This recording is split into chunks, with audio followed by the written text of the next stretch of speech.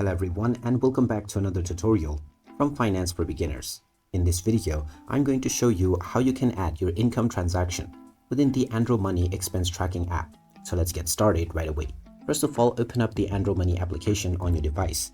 And if you have set up a password for security purposes, you will be asked to enter right within the homepage. After typing it in, click on the OK button. And now you will be logged in and taken into your homepage right away.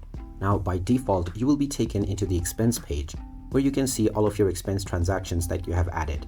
In order to add any income within your budget, simply tap on the edit button at the bottom section. This will now take you into the add transaction menu. From here, make sure that income is selected at the top. And now you can enter the amount of income that you want to add. After entering your income amount, tap on the OK button. And you may also choose the date of this transaction.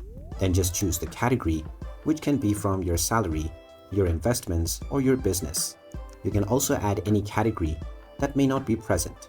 After choosing the appropriate category, choose the account as well, between your saving account, your bank, your credit card, and cash. Once you have chosen the appropriate account, you may also choose the project option, from where you can categorize this amount into various different projects. Then choose the payer, which is the organization or whoever paid you this amount. You can add a new payer if you wish by tapping on the new button at the top section. Now if this is a one-time transaction, then you don't need to make any changes to the periodic section. Otherwise, if this is a regular income such as a salary, then you can choose the frequency and also add any notes if you wish.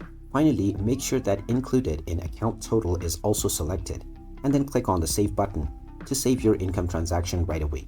If you have another one that you wish to add, you can click on the add next button as well. And now, after you have added your income, it will now be shown within the cash flow and your account section.